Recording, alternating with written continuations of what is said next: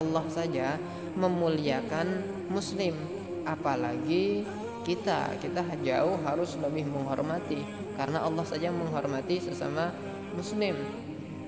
Seperti di pembukaan hadis di awal kemarin mengenai panah. Kata Rasul, kalau kalian masuk ke pasar, ya, barang siapa yang masuk ke pasar kami kemudian dia membawa panah, maka peganglah mata panahnya itu supaya tidak mengenai orang lain. Disuruh pegang. Berarti kalau kita misalkan berada di kerumunan orang, sedangkan kita membawa senjata, misalkan pisau atau yang semacam itu, maka tutup senjata tersebut jangan sampai mengenai orang lain. Itu maksudnya Rasulullah. Termasuk kalau di zaman kita sekarang, seorang perokok itu misalkan seorang perokok masuk ke pasar. Di pasar ada banyak kerumunan orang. Jangan sampai ujung rokoknya ini kan api. Jangan sampai ujung rokoknya ini mengenai sesama muslim. Haram hukumnya dan dilaknat oleh Rasulullah. Terus bagaimana? Tutup. Ya, misalkan rokok, maka rokoknya itu taruh di bagian dalamnya. Misalkan begini, ya, rokoknya begini, maka buatlah rokok itu ada di bagian dalamnya begini, sehingga aman, tidak mengenai orang lain. Ini adab seorang perokok, supaya dia tidak menyakiti orang lain ketika berada di kerumunan.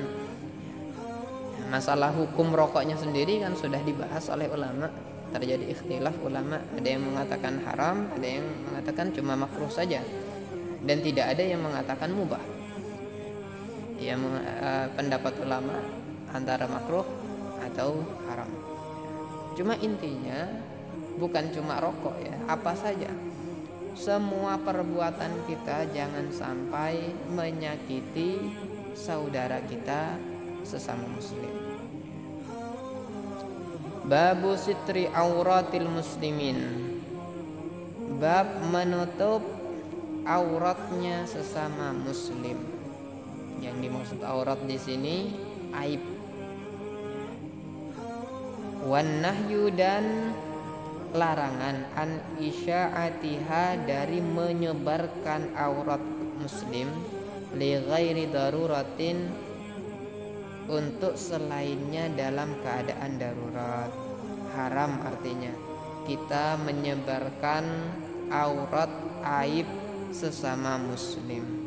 Wajib kita menutupi aib sesama muslim. Qala, berfirman Allah Ta'ala yang maha luhur, innal ladzina yuhibbuna an tashi'al fahishah, ila akhiril ayah.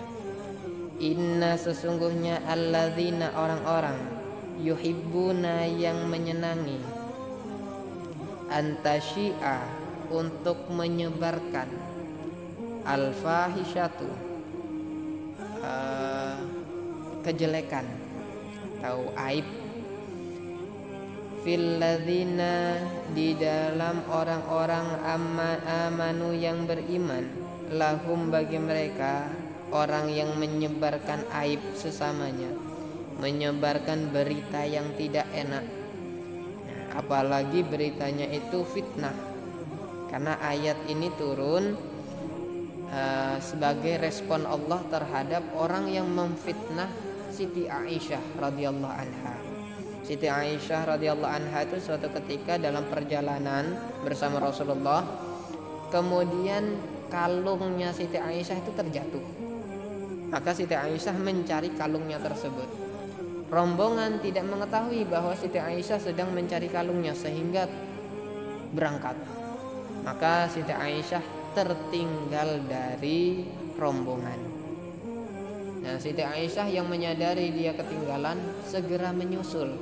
Ternyata ada seorang sahabat laki-laki yang juga ketinggalan, sehingga yang menyusul dua orang, Siti Aisyah dan seorang sahabat laki-laki.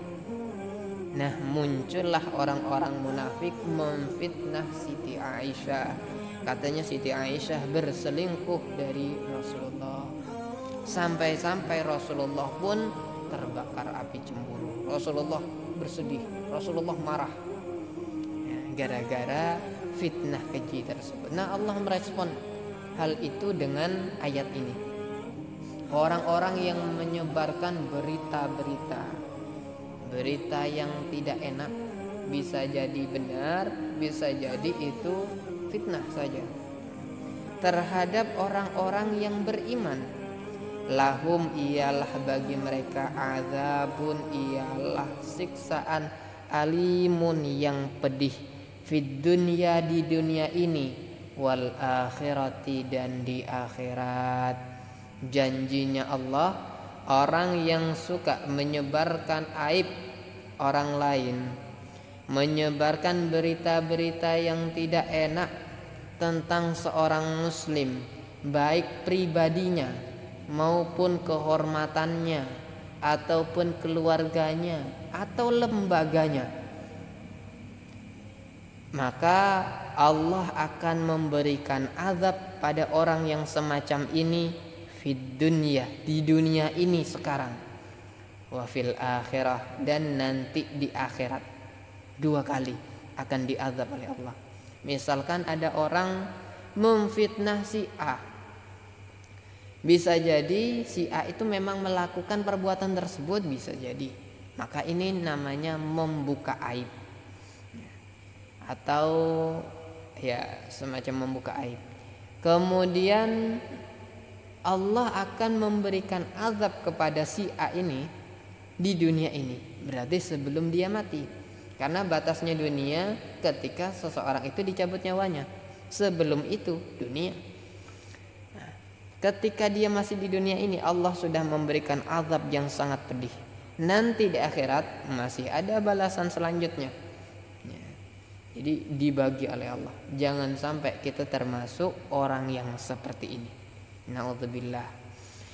Al-ayah surah An-Nur ayat 19. Jadi haram hukumnya bagi kita membuka aurat, membuka aib yang sudah ditutup oleh Allah dari seorang muslim. Jangankan kita, Allah sendiri menjaga kehormatan kita. Allah itu menjaga aib kita agar tidak dibuka di hadapan halayak umum. Sebenarnya orang yang mulia di antara kita ini itu adalah orang yang ditutup aibnya oleh Allah. Sedangkan orang yang kita pandang hina di dunia ini adalah orang yang aibnya dibuka oleh Allah. Seandainya sama-sama dibuka oleh Allah, semua orang itu hina semua. Seandainya